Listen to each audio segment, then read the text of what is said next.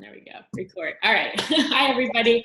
Welcome to our call. I'm Patrice Fuller, and I am so super excited to welcome our special guest speaker for the evening, Chris Downing himself, the creator of The Shift Shop and the new edition, The Proving Grounds. And if you've had the opportunity to work out with Chris live, you know that he has a really special gift in that he doesn't just push you to your limits and past your limits physically, but he has a pretty special gift in that he can really pull out the best in you. And I was just with you a few weeks ago at Leadership, and one of the things that I really appreciate is that he doesn't just focus on the physical, but he hits on the mental and the emotional and even the spiritual. And on this team specifically, faith isn't just a part of who we are, it is who we are. So we appreciate that so much. And we are so just honored to have you, and we value your time. So I'm going to give the floor to you. If you have any questions throughout this call, go ahead and drop them in the chat box. We'll make sure we look out for those. But go ahead, Chris, and do what you do. We're so looking forward to just being inspired by you. How's everybody doing? Feeling good? Yeah, right. All right. So before we talk about Proving Grounds, I've done about, since the end of September. I'm not exaggerating. I've probably done about 110 calls since then, like 4 or 5 a night. And so it's been crazy. And so, and these calls, I know we're supposed to, you guys want to know about the program, but for me, it's like something told me on the first call to just ask, the group what they felt they struggled with the most.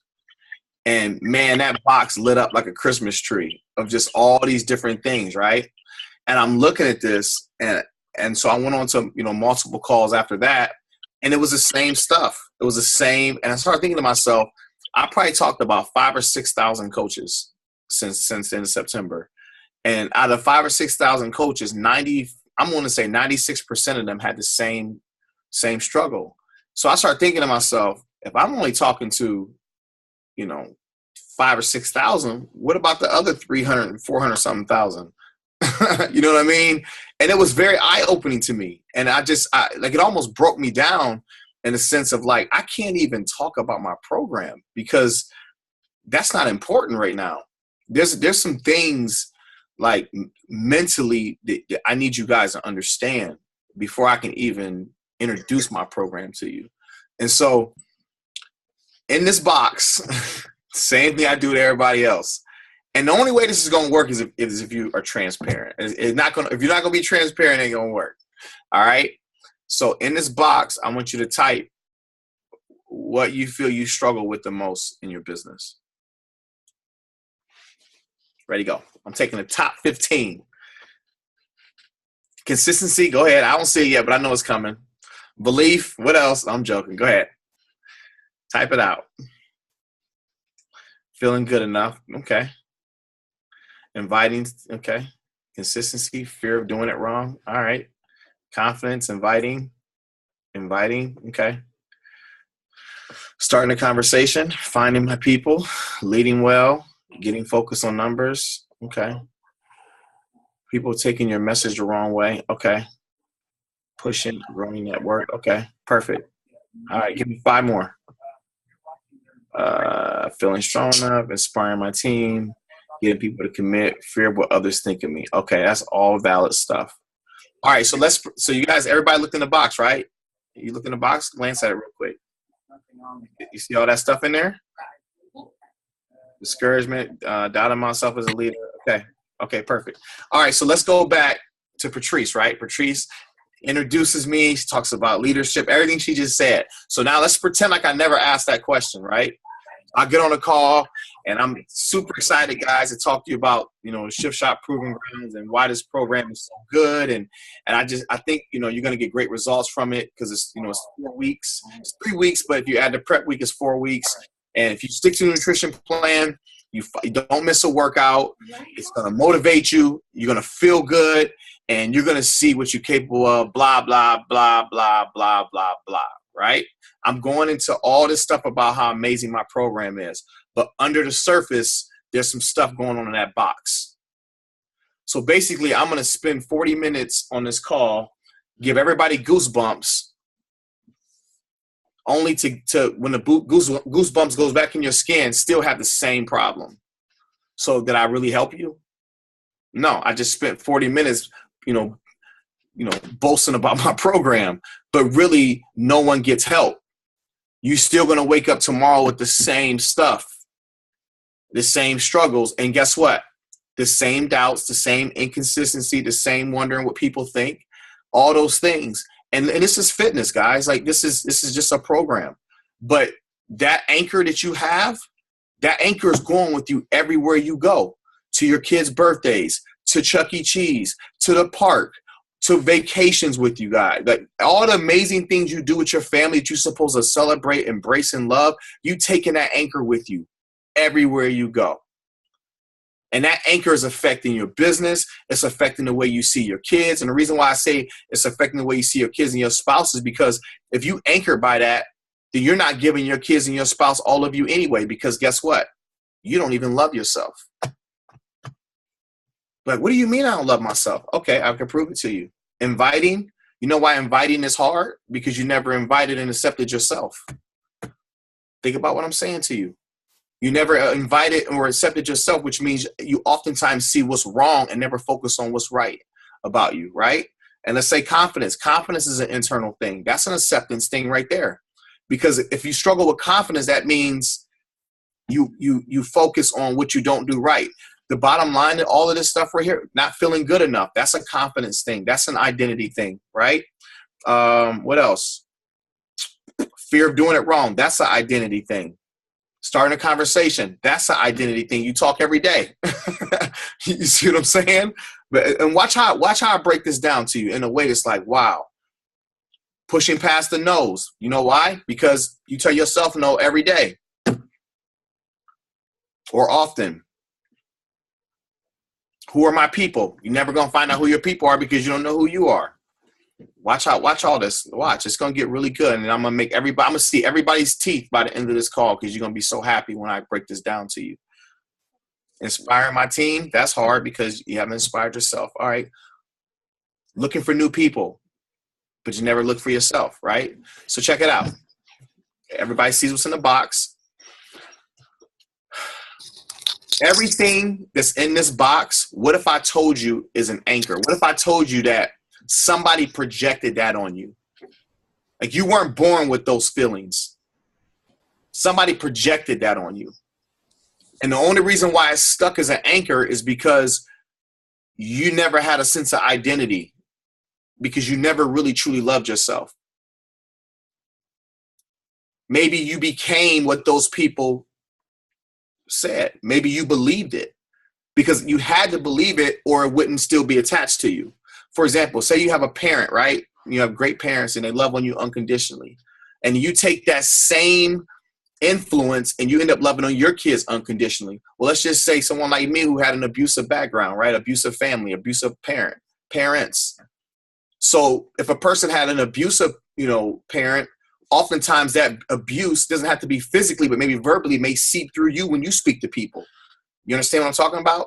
So that's an anchor. So what if I told you that the fear that you have, the lack of inviting that you have, all this stuff was projected on you. And it's that person's mindset that's anchored on you is what's running your business because you're not doing it. Their mindset, what they projected to you is what's actually running your business. If it's a confidence thing, somebody around you lacked confidence. They saw that you were vulnerable. They convinced you to lack confidence. So now you're running your business lacking confidence based on the anchor, the seed. Everything that's in this box has a seed to it.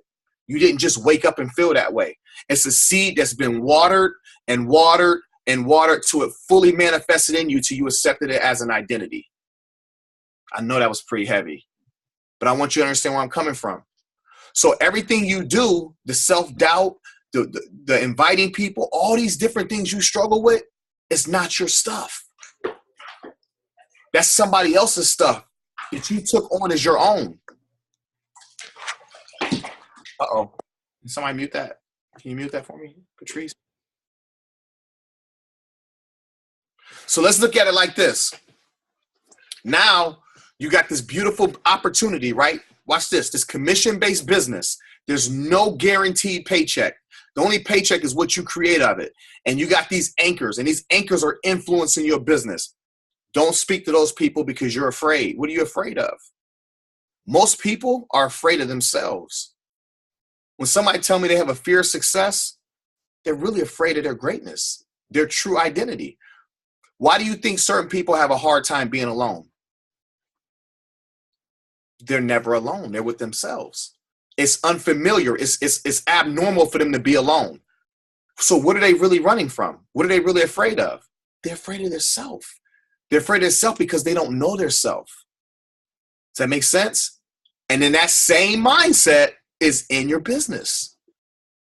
So it's almost like you being controlled by the anchors. Yep, you got a purpose. You have a desire to be better. You have a desire. You want to do better. You want to help people. You want to do better for your family and do better for your kids and grow a team and be successful. That's still there, but it's in bondage to all the anchors. There's one common denominator, guys, that is the most powerful thing. Everything with a heartbeat relates to this. Everything. Doesn't matter. Race doesn't matter. Religion doesn't matter. Gender doesn't matter. Whether you're an animal, insect, human being, doesn't matter. We all have one thing in common. And it's the most powerful thing. It multiplies. It rises above things. It converts negative into positive. It gives you hope.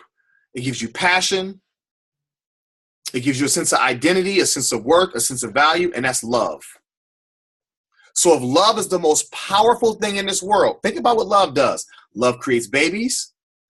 Love creates a spouse, boyfriend, girlfriend, builds relationships.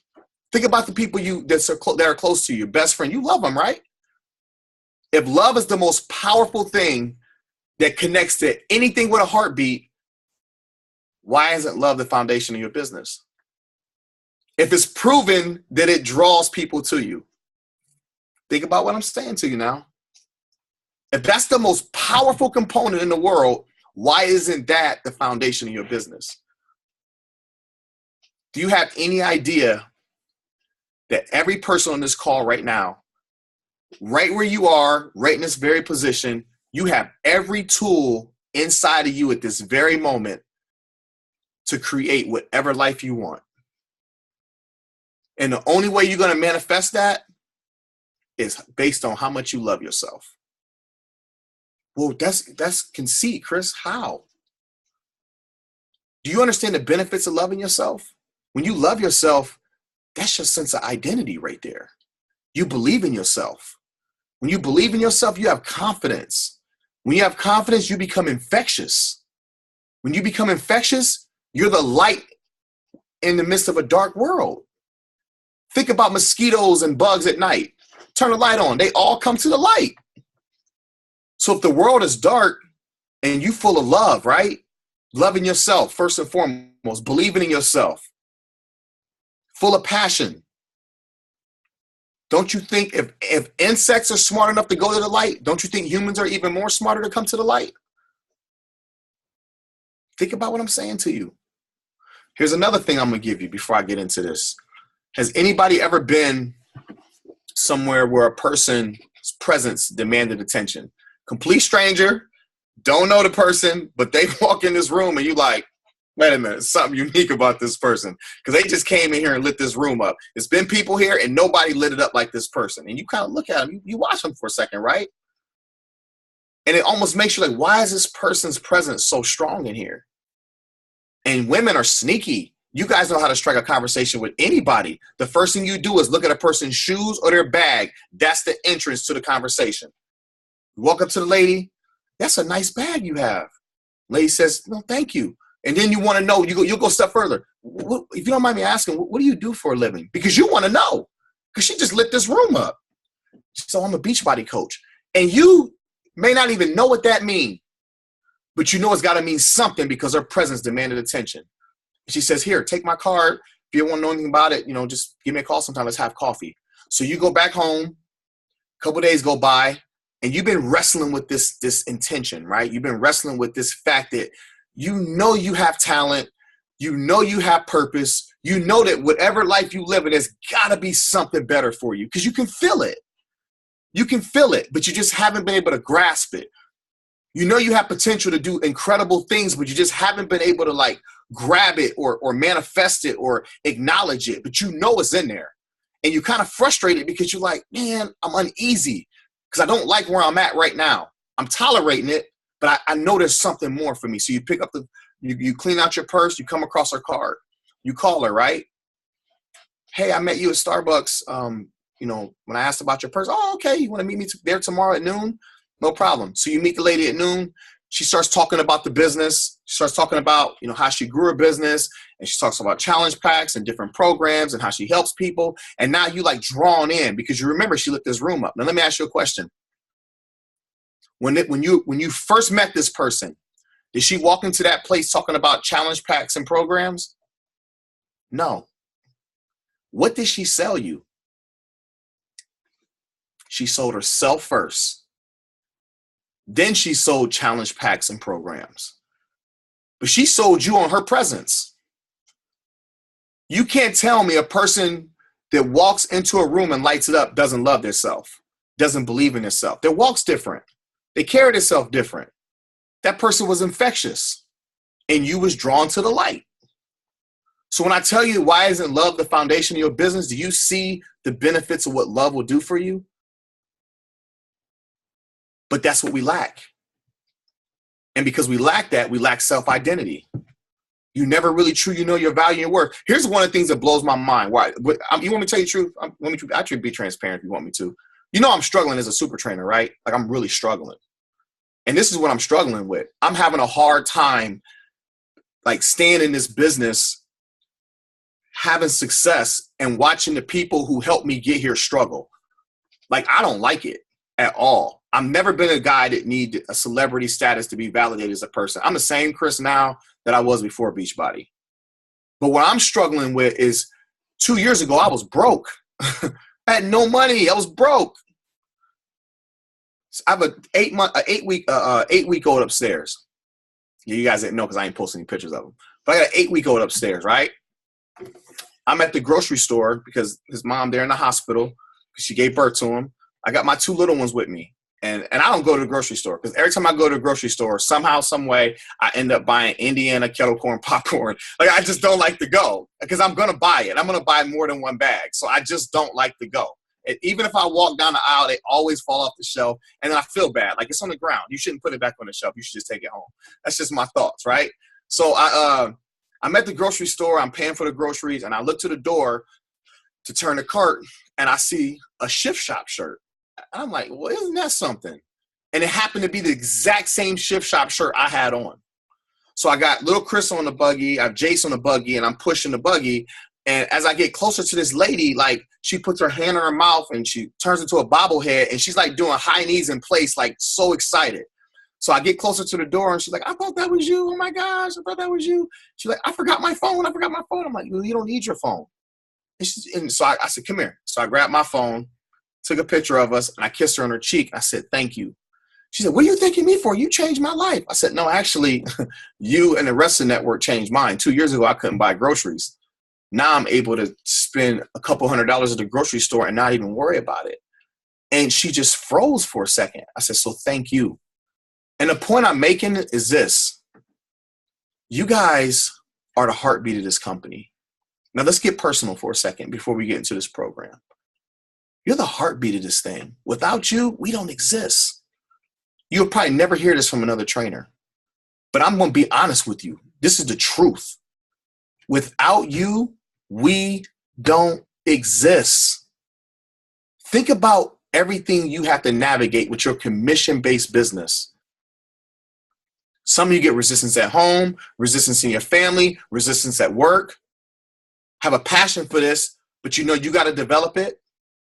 Think about that. Think about all the sacrifices you make. And yet we come from all different walks of life. You guys as a group bust your butt and we become overnight sensations. You got all this admiration for me, all this love for me.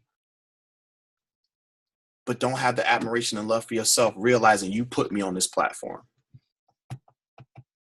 Think about what I'm saying to you now. This is personal. You put me on this platform. Yeah, we created programs. Yeah, I put a lot of hard work in it, but nobody pushes the programs the way you do. I got about 50, 60 notifications in the last 2 hours of people starting challenge groups. And if 100 people start a challenge group, that multiplies real quick, right? If each person has 10 people, they do the program, and then those 10 people tell people, it spreads like cancer. Who did that? Meanwhile, I'm sitting here getting ready to buy another house.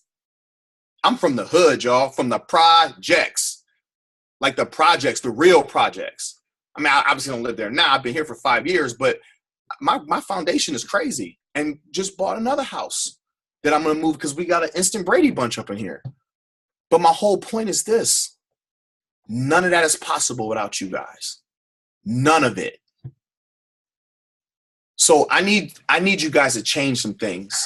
And what I need you to change is, for once, when you look at these trainers going on vacations and doing all these amazing things, for 1 minute, can you just stop and say, you know what? It's because me and the network that they're able to do this. You can own that, right? You know that, right? You can own that. Here's another thing that bothers me. We go to these events. You guys stand in line for hours. Hours. You bust your butt on your commission-based business to qualify for a photo. Stand in line for hours, right? Really want to talk to your favorite trainer, regardless of who it is. You just want to tell them thank you. Just because they did something great for you in that program, right? And your anticipation is there, right? You walk up to all three of us, picture with each of us, but the one you want to speak to, you just say, you know what? You don't understand what you did for me, and you blessed me, and oh my gosh, your program brought me through so much. Oh, okay, let's take a picture. And you smile and you walk away like, wow. I just stood in this line for 2 hours, and all I wanted was for this person to acknowledge me and say, I'm proud of you, or great job. And you didn't even get that much. And you walk away like, that sucked. And all the work it took to get there. You know I'm speaking to you, right? You know what I'm talking about. So let me ask you a question. Where's the real value supposed to be? It's with you guys. The moment you start accepting 100% what you bring to the table in this business, that's when your business is going to change.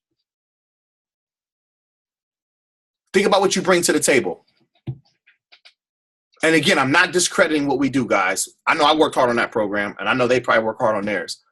But it's not about that. It's about showing appreciation and the willingness to help those who put you on this platform. I can't sit there and watch you struggle, man. True success is when it leaves my house and enter yours. So guess what? As much success as I've had, I'm not successful because you're not successful. So we got to figure this one out.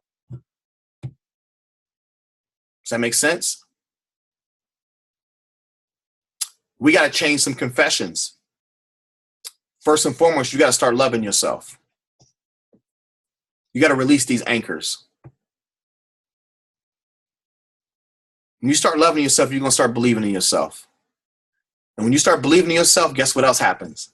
All these tools that was in you all along is going to start to surface.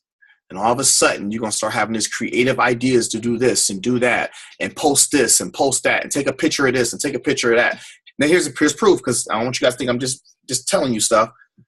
Think about a social media post you did that you just posted and you got about 200-300 likes. Now, think about that post you did that came out of nowhere and you got 12 to 1,500.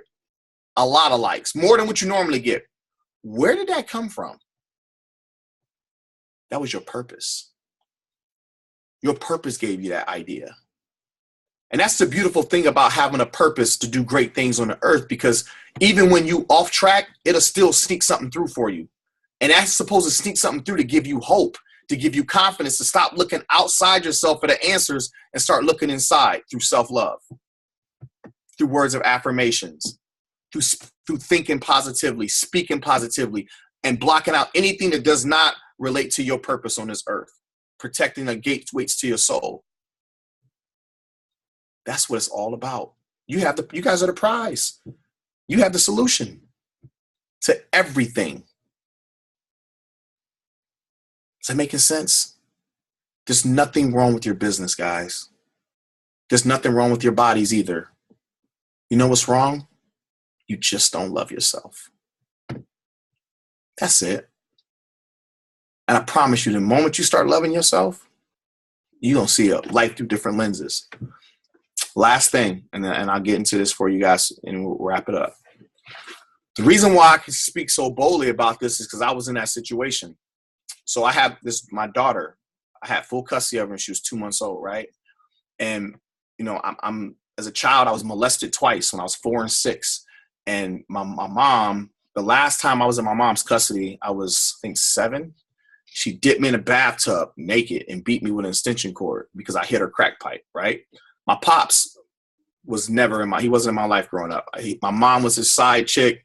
He was married, so I was conceived out of adultery. So I ain't had my dad growing up. So I'm in this, I'm an orphan. I was abandoned, rejected, everything, right? So I grew up with all these insecurities, right?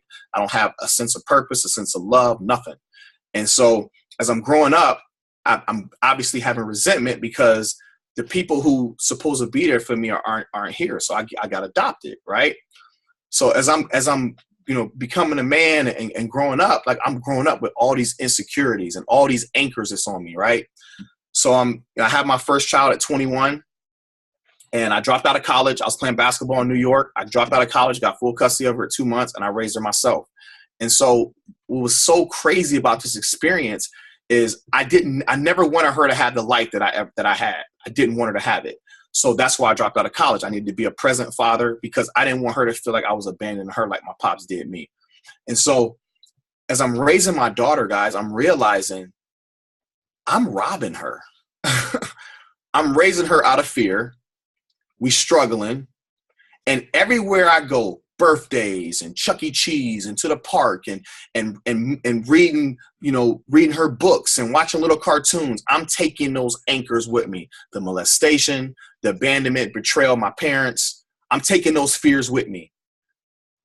Movie auditions, modeling auditions, taking those anchors with me everywhere I go. And I'm realizing I'm loving my daughter with 70% of me, 30% of me is missing. And it really clicked in me like, I'm not giving her all of me anyway. Subliminally, I'm going to teach her through energy when she gets older to raise her kids on 70% because I'm recovering. I'm her influence. I'm her superhero. Right? Had a hard time allowing her to spend the night at people's house because I didn't want people touching on her. I did her hair, put in little ponytails, the whole 9. I was super protective, but it was out of fear. And then one day, it hit me. You need that 30%. You need it. You're going to make a decision. Is it going to be your pride or your purpose? My pride told me if I ever found or saw the guy who molested me, I was just going to split him wide open. I was just going to hurt him. Told me that I didn't want to talk to my parents. I had nothing to say to them. I don't need them. I'm going to use what they did to me as motivation to be better. That's pride. Really, I'm broken. I'm broken. So I had to make a decision. 4th of July, I never forget. At my aunt's house, big old party. It was hot. And you know, come on. You know, Patrice, little black kids, when we get suckers, little kids get suckers, and I stick on their chest because it's so hot outside. It's run, you know what I'm talking about. Turning the fire hydrant because we ain't have sprinklers. And we in the hood, right? Ribs, the whole 9. And I look to the left, and there's another house having a party. I look to the left, and guess who's sitting over there? The dude that molested me. Now, I'm a big guy. I'm an adult now. And all of a sudden, I hear it. Here's your decision. Make a choice. Your pride versus your purpose. So I walk over to his party. I say, hey, man, can I talk to you for a second? And he knew who I was because he knows my family. And I got the exact same face. I just have hair on it. Let me talk to you for a second, man. And I didn't want to embarrass him in front of anybody, so he got up, and we took a couple feet, a couple steps. I said, hey, man, I always told myself, if I ever saw you, that I would talk to you. You know what you did to me was wrong when I was a kid. And he kind of had this, he didn't make any expression. I said, but I wanted to let you know, man, if I ever ran into you, that I wanted you to know that I forgave you. I forgive you for what you did. And I just pray you never touch another kid, man. And guys, the understanding about this is I wasn't forgiving him for him. I was forgiving him for me. I needed that 10% back so I can apply that to myself so I can give my daughter that much more of me, right? So when I said this to him, he kind of was just like this, but that wasn't good enough for me. I needed an expression, a real one. So I gave him a hug. I felt like I needed to touch him. So I gave him a hug. And when I gave him a hug, his chest did like that. And all of a sudden his eyes start welling up. He was like, I'm ashamed. I don't even want to hear it. It's okay. You deal with that in your time. I just want to let you know you don't have to look over your shoulder. Nobody has to know. It's all good. I forgive you. So I go back to my aunt's party and I'm uneasy. Like I'm emotional on the inside. So I told my, hey, I'll be right back. I need to make a run real quick. I get around the corner, Waterworks Central, bawling my eyes out. Bawling my eyes out. Driving to my house, my daughter's at her mom's for the weekend. I walk in my house, sit down on my couch, just kept crying. I couldn't stop. I just couldn't stop. So I grabbed my phone. Hadn't spoke to my mom in years. Picked up the phone. I was already in the zone. Hey, Mom, how you doing? Chris? I said, how you doing, Mom? She was like, I'm good, baby. How are you? I said, listen, I'm not going to keep you, but I just want you to know, I just called to tell you that I forgive you for all the abuse. I forgive you for everything that happened to me. Make up in my daughter's life what you didn't do in mine, Mom, and we good. My mom starts crying on the phone, talking about how guilty she is, right? That's okay, Mom. You deal with that in your time. I just want you to know I love you. And from this moment forward, I'm just going to treat you as if nothing ever happened. We can have a relationship. It's all good. Hang up the phone, call my dad. Hadn't spoke to him in years. What's up, Pops? Is this Chris? So he didn't even know it was me. So how you doing, man?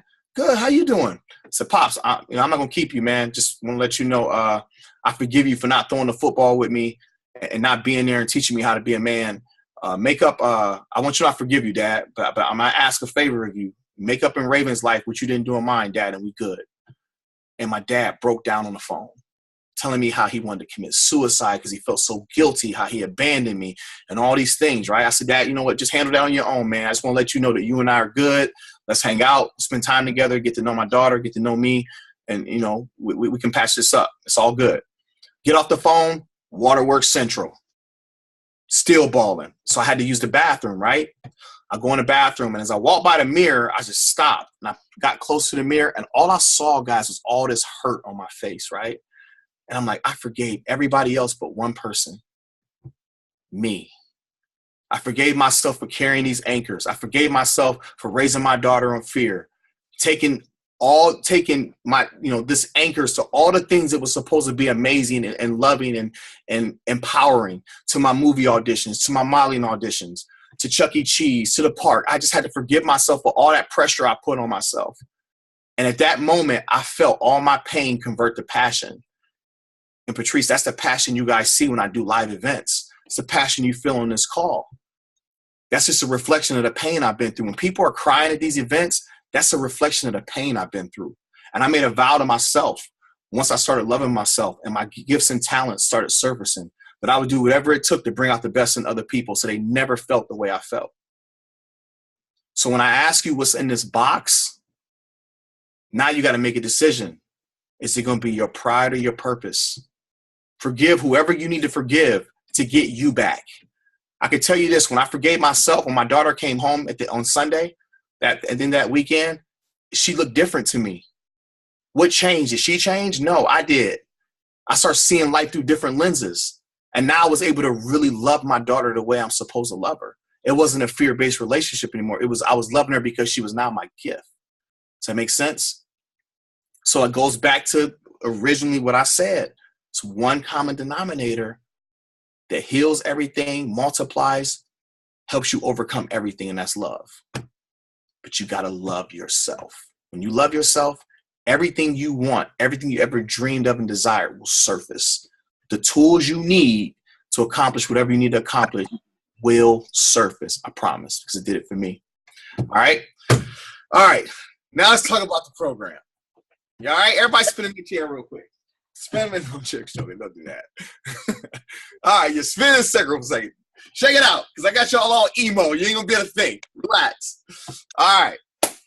So, who was on Riviera Maya? You guys got Riviera Maya? All right. So in Riviera Maya Carl pulled me to the side. I didn't even know we was going to relaunch Shift Shop. He said, I think we should relaunch Shift Shop. I was like, okay. He said, what do you think? I'm like, well, you just threw it on me just now. I haven't even processed it, but okay. Well, we're going out on the stage and we're going to tell him we relaunched Shift Shop. I'm like, okay. So we get out there and he starts talking about relaunching it. At the same time, I'm sitting there like, I don't even know what we can really do.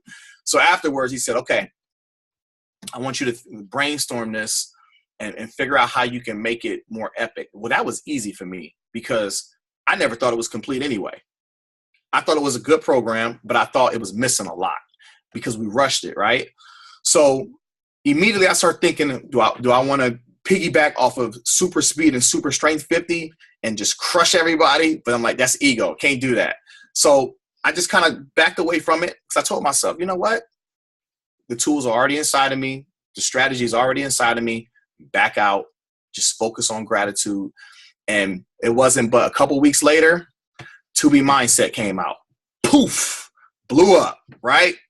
And I was thinking, bingo, that's how I'm gonna create something to complement that, because that's a whole different grouping of people that we don't have access to or never had access to. So that's why I created a prep week. It was for the 2B mindsets of the world, right? It's 15 minutes. Anybody can do anything for 15 minutes. You can walk up to the markers and smile at it if you want. I don't care what you do. Just move, walk, slide, skate, dance to the marker. It's just 15 minutes. But at the same time, I wanted to make it for those who did work out challenging enough that, let's say you got to be somewhere in an hour, but you really got to get your workout in. You can pop that in for 15 minutes and sweat it out. So I had that in mind because I wanted people to feel like, I wanted the program to be more welcoming. To a person who's never done Shift Shop that maybe don't work out as much, Speed 25 will run you away. It will, because it's like, it really will. And I felt bad about it. I felt like I was lightweight abusive.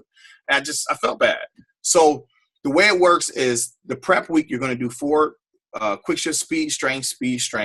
And then every Friday and Saturdays is proving grounds. So kind of look at it like this. Throughout the week, you're in the shop to test at the grounds. That makes sense? So with Proven Grounds, on Fridays, Proven Grounds Speed is 15 one-minute exercises. And you're going to track your reps. So Jack came up with the idea of having a scorecard just to write down your reps. And I started thinking to myself, this is brilliant. But Jack, you understand, adults can't count. What do you mean, Chris? I was kind of testing it at home. And as I was testing it, in 60 seconds, people was forgetting their reps. Like, how? So during my test group, they were doing grass pickers, right? At the end of 60 seconds, 3 women picked up the scorecard and was like, Chris, I forgot my reps. I'm like, where did you go in 60 seconds? Like where did you mentally go in 60 seconds? One lady was like, well, I was thinking about the grocery store. I'm thinking, so as you're doing grass pickers, are you picking up bread, green beans, potato? Like, what was you picking up when you was because you was grabbing something? Was you thinking about your grocery list? And that just made me laugh. And that's when I realized, wow, this program, I'm going to bring people right to presence. Like, they're going to be present. And what is that going to do? I'm going to work your mind while I'm working your body. The last thing you want to do is go 60 seconds doing the exercise and forget your reps, because A, you're not going to rewind me. And B, I'm already queuing for the next move. So you got 35, 40 seconds to write your score down, get a drink, and listen to the next cue while you're trying to catch your breath, right? So let's just say you do 50 grass pickers. Next exercise is a shuffle burpee. You do 20. Now you got 70 points. You have 13 more exercises, right? You go through the rest of the 13 exercises, 200 points for the workout. All I care about is where it says total, which means add up all those reps. I care about that 200. I don't care about anything else but the 200. Next day, you go to Proven Ground Strength, document your weights and your reps. Baseline week's done. Now you go into Speed 25. So now when you do Speed 25, you actually training, because you know he only gave me 35 seconds to catch my breath last week. I got to work on my conditioning, work on my technique. I got 4 days because I got to test again on Friday. So you go through it Monday, Tuesday, Wednesday, Thursday, back to Friday, look at your scorecard. You had 200 points, first exercise, grass pickers. Say you get 45 reps this time. Now, I already told you what I cared about, which is what? The big picture, which means that final number. In your mind, you're going to say, okay, no pressure here. I got 14 exercises to make up for these 5 reps. What am I teaching you that's a life principle? To overcome adversity, to rise above adversity, to stand up on the inside and think about the big picture. This is nothing. This is a minor setback, but your comeback is going to be even more empowering, because now you're going to go through the other 14 exercises. You finish the workout with 220 points, and you struggle with a couple of exercises. That's victory to me. It's teaching you that you're an overcomer, because outside this program in real life, you're going to have to use that mentality, right? Then you go on the 35 series, same concept, 250 points at the end of the week. 45 series, Monday, Tuesday, Wednesday, Thursday, test again, 275. So you went from 200 to 225 to 250, 275. That's victory, right? Now let's talk about the modifier. Modifier is like, I don't know about all these points, sweetheart, don't even worry about it. Just get through the program. Modify the whole prep week. I don't care. Just move. Have fun. Let the program speak to you. Enjoy it, right? They modify the whole prep week. Now they going to speed 25. They modify most of the workout except for 2 exercises. Is that victory?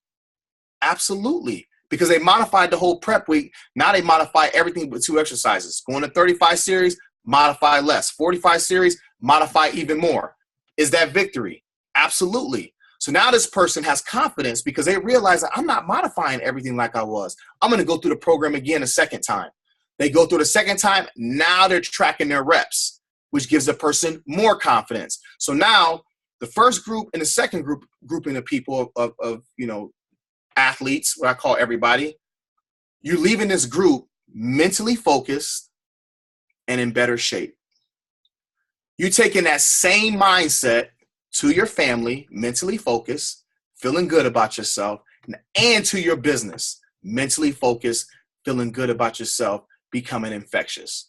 Does that make sense? All right.